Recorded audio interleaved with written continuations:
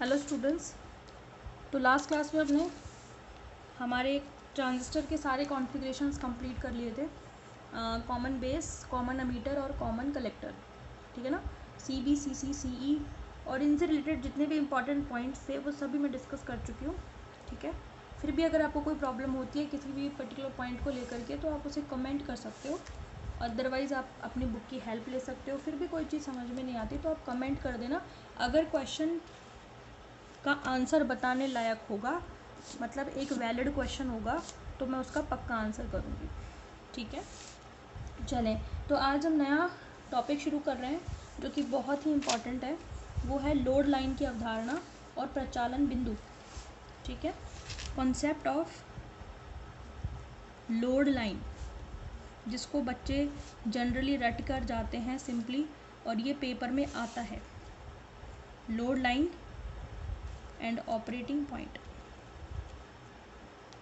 क्योंकि उनकी गलती नहीं होती है, एग्ज़ाम टाइम में वो पढ़ते हैं बेचारे, और उस टाइम पे जितना थोड़ा बहुत पढ़ना हो जाता है उतना उसको रट रटा के चले जाते हैं। तो मेरी कोशिश यही है कि आपको पूरा समझ में आए और आपको कम से कम चीज़ें याद करनी पड़े, ज़्यादा से ज़्यादा चीज़ें आपके दिमाग में ऑलरेडी स्टोर रहें, अगर आप समझोगे तो, ठीक है ना। लोड लाइन की अवधारणा और प्रचालन बिंदु, इसको समझें। देखें, लोड क्या होता है। लोड वर्ड का मतलब है कि आपने किसी भी सर्किट के आउटपुट में एक रेजिस्टेंस को कनेक्ट किया है, जहाँ से आप करंट को ले रहे हो या वोल्टेज को ले रहे हो, ठीक है ना। तो वो लोड कहलाता है। जैसे कई बार अपन घर में कहते हैं ना कि यार लोड ज़्यादा हो गया इसलिए फ्यूज़ उड़ गया। दैट मीन्स कि आपके पास जितना करंट आ रहा था आपने उससे ज़्यादा करंट कंज्यूम करने की कोशिश की तो फ्यूज़ उड़ गया। इसी को तो बोलते हैं अपन की लोड ज़्यादा हो गया। लाइट का लोड का मतलब है कि हर सर्किट का एक इनपुट होता है, एक आउटपुट होता है। मैं टर्मिनल्स की बात नहीं कर रही हूँ, I am talking about only एक इनपुट होगा और एक आउटपुट होगा। हालांकि हमने टर्मिनल के बेसिस पर तो 3 अलग अलग तरीके के सर्किट पढ़े हैं, 2 टर्मिनल, 3 टर्मिनल, 4 टर्मिनल नेटवर्क्स। मैं उनकी बात नहीं कर रही हूँ, मैं सिर्फ इतना कह रही हूँ कि आपके हर सर्किट में आप एक इनपुट दोगे और एक आउटपुट दोगे। जितना इनपुट दे रहे हो उतना करंट ले रहे हो, ठीक है। उतना ले रहे हो या उससे कम ले रहे हो, ठीक है। लेकिन अगर आप उससे ज़्यादा लेने की कोशिश करोगे तो फिर शॉर्ट सर्किट हो जाएगा या फिर फ्यूज़ उड़ जाएगा, ठीक है ना। तो लोड होता है जो आपने आउटपुट में जितने भी सर्किट कनेक्ट किए हैं। मान लो एक बैटरी से 10 वोल्ट मिल रहा है मुझे, ठीक है ना। तो मैंने 5-5 वोल्ट के 2 ऐसे सर्किट कनेक्ट कर दिए जो 5-5 वोल्ट की वोल्टेज उनको ज़रूरत पड़ती है। तो ठीक है, आपका बैटरी 10 वोल्ट दे रही है, आपने 5-5 वोल्ट के 2 सर्किट कनेक्ट कर दिए तो वो आराम से काम करेंगे, ठीक है ना।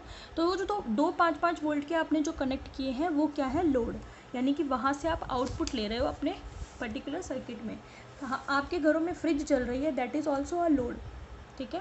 फ्रिज चला रहे हो, मिक्सर चला रहे हो, AC चला रहे हो, तो वो सारे लोड हैं, ठीक है। तो आपने आउटपुट पर जो भी कनेक्ट किया है दैट इज़ लोड, ठीक है। तो हम इसी को समझेंगे कि कंसेप्ट ऑफ लोड लाइन क्या है और प्रचालन बिंदु, ये पेपर में बहुत पूछा जाता है, तो ये है क्या चीज़, ठीक है। तो ट्रांजिस्टर को जनरली जो यूज़ किया जाता है वो प्रवर्धक के रूप में काम में लिया जाता है, यानी कि transistor is generally used as an amplifier, ठीक है। तो एक तरीके से अगर आप देखें तो यहाँ से आपकी यूनिट थर्ड भी शुरू हो जाती है, क्योंकि कॉन्फ़िगरेशंस तक आपके जो चल रही थी वो आपकी कौन सी यूनिट थी, यूनिट सेकंड। तो यहाँ से आप ध्यान भी रख लेना, RRBMU, राजस्थान यूनिवर्सिटी और इन सब की बात कर रही हूँ। तो यहाँ से आपकी यूनिट थर्ड भी एक बेसिकली शुरू हो जाती है। और मेरे को इतना करेक्टली ध्यान भी नहीं है, तो मैं आपको कल कंफर्म कर दूँगी ये कि यहाँ यहीं से यूनिट थर्ड शुरू होती है या फिर लोड लाइन वगैरह भी यूनिट सेकंड में ही है। क्योंकि एम्पलीफायर का आया ना, इसलिए मैंने आपको पहले भी बोला था कि एम्पलीफायर वाला टॉपिक जो है वो यूनिट थर्ड में है, इसलिए मेरे दिमाग में आया ये अचानक से कि ये शायद यूनिट थर्ड स्टार्ट हो गई है। तो मैं आपको कंफर्म कर दूँगी, कल कंफर्म कर दूँगी, ठीक है। तो आप तो पढ़ते जाइए बाकी, ठीक है। देखें, तो ट्रांजिस्टर को जनरली यूज़ किया जाता है एज एन एम्पलीफायर, और उसके लिए ज़रूरी होता है कि उसके निर्गम परिपथ में आप एक प्रतिरोध को कनेक्ट कर दो, और वो प्रतिरोध ही उसका क्या कहलाता है, लोड कहलाता है, जहाँ से अपन आउटपुट सिग्नल ऑब्टेन करते हैं या प्राप्त करते हैं, ठीक है। तो सबसे पहले हम ये लिख लेते हैं, generally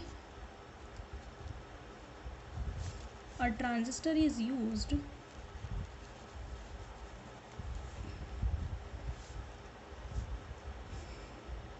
as an amplifier.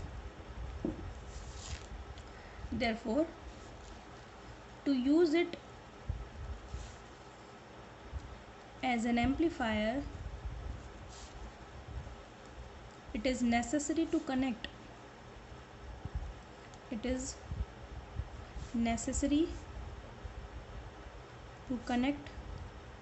a resistance to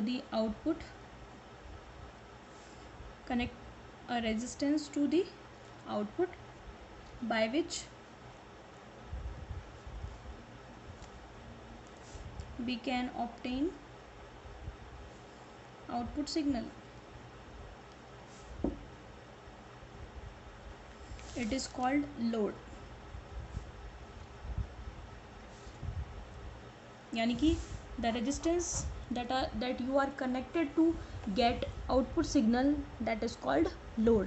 यानी कि किसी भी प्रवर्धक सर्किट में जो रेजिस्टेंस या प्रतिरोध आप कनेक्ट करते हो उससे निर्गत संकेत प्राप्त करने के लिए वो ही उसका क्या कहलाता है, लोड कहलाता है. तो ट्रांजिस्टर को एज एन एम्पलीफायर या प्रवर्धक के रूप में काम करने के लिए एक ऐसा लोड कनेक्ट करना आपका क्या होता है, ज़रूरी होता है. यानी कि लोड मीन्स एक रेजिस्टेंस कनेक्ट करना है सिंपली. ठीक है ना. अब होता क्या है कि जब भी आप लोड कनेक्ट कर दोगे ना तो होगा क्या कि अगर आप करंट बार बार चेंज होगा तो लोड भी स्थिर नहीं रह पाता, मतलब लोड भी बदलते रहेगा. लोड पर वोल्टेज भी क्या होती जाएगी, बदलती, क्योंकि लोड आपको तब मिलेगा जब आप उसमें करंट फ्लो करते रहोगे. तो धारा प्रवाह के कारण आपको लोड मिलता रहेगा और अगर करंट चेंज होगा तो लोड भी क्या हो जाता है, चेंज हो जाता है.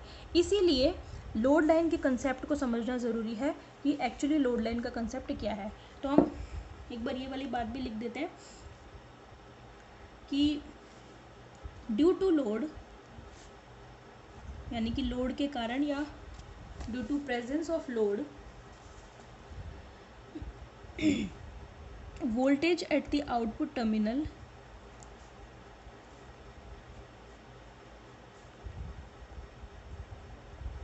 is not constant, is not remain constant. यानी कि ये स्थिर नहीं रह पाती, बदलती है. किसकी वजह से, लोड की वजह से. ठीक है ना. सिंस, क्यों, since it depends upon output current. अगर करंट चेंज होता जाएगा तो लोड भी बदलता जाएगा. ठीक है ना. तो अगर लोड आपके पास ट्रांजिस्टर में है तो उसके फिर स्थैतिक लाक्षणिकों को समझने के लिए परिपथ में लोड लाइन की अवधारणा को समझा जाता है. बात समझ में आ गई. Therefore it depends upon output current. अब सबसे पहले हम देखेंगे कि आपके पास एक एम्पलीफायर सर्किट क्या होगा. बेसिक एम्पलीफायर सर्किट मैं आप लोगों के लिए बना रही हूँ. Basic amplifier circuit using transistor, यानी कि कैसे ट्रांजिस्टर को एज एन एम्पलीफायर आप काम में ले सकते हो. इसी कंसेप्ट ऑफ लोड लाइन में ये आपका डायग्राम है. ज़रा ध्यान से देखेंगे. ट्रांजिस्टर को एज एन एम्पलीफायर यूज़ करने के लिए कॉमन एमीटर कॉन्फ़िगरेशन काम में लिया जाता है.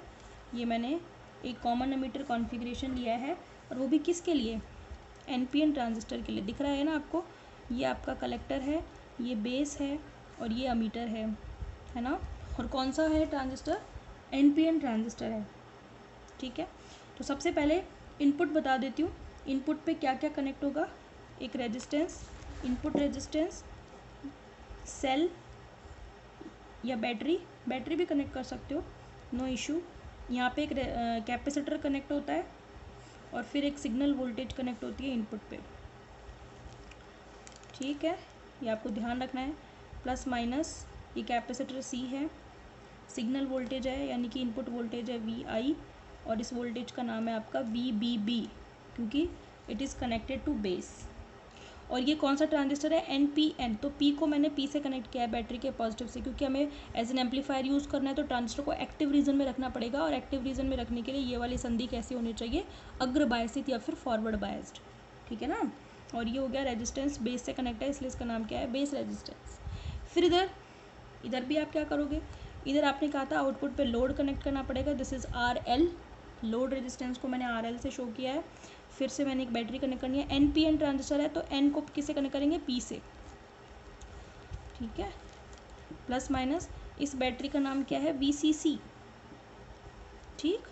और यहाँ पर आपने क्या लेना है, अच्छा यहाँ पर आपने एक कैपेसिटर कनेक्ट कर देना है और कैपेसिटर से फिर यहाँ पे आउटपुट, यानी कि यहाँ पे आपको आउटपुट सिग्नल मिलेगा। So this is an basic amplifier circuit. So it is very common, ऐसा कुछ भी नहीं है एम्पलीफायर सर्किट में।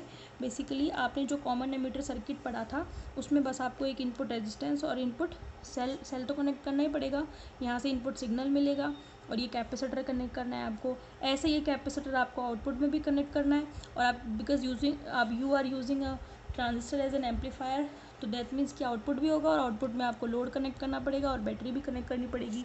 मैंने आपको बताया था भी एक सबसे जनरल यूज्ड एम्पलीफायर घरों में या फिर कहीं पे भी जो मोस्ट जनरल यूज होता है वो होता है माइक। उसमें आप एम्पलीफायर का मतलब है दैट मीन्स कि उसमें एक इनपुट भी होगा आउटपुट भी होगा।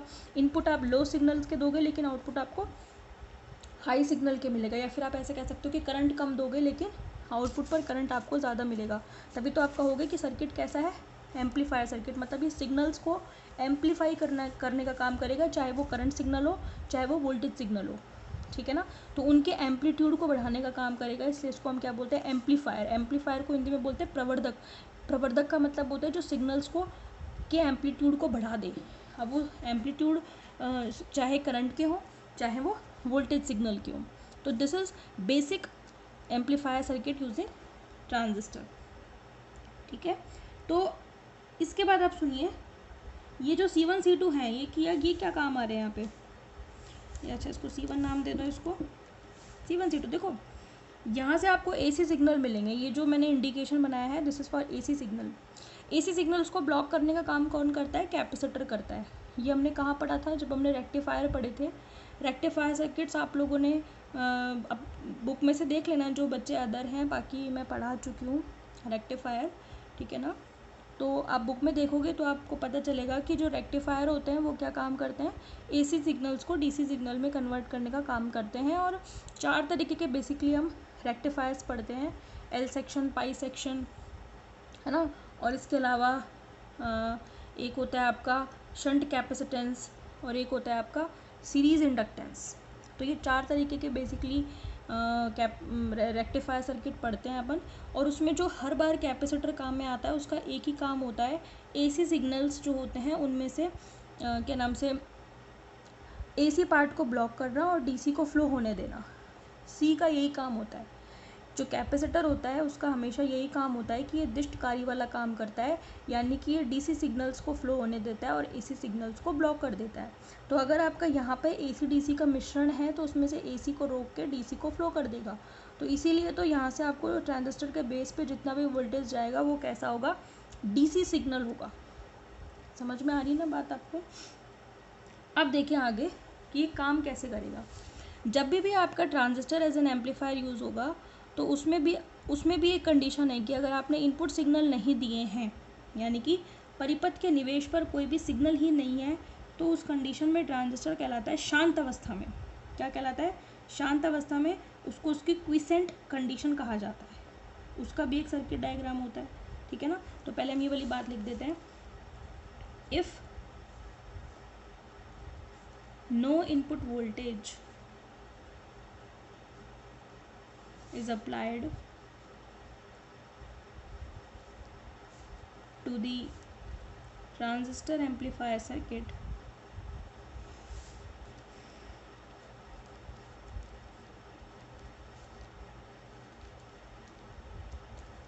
then it is called quiescent state.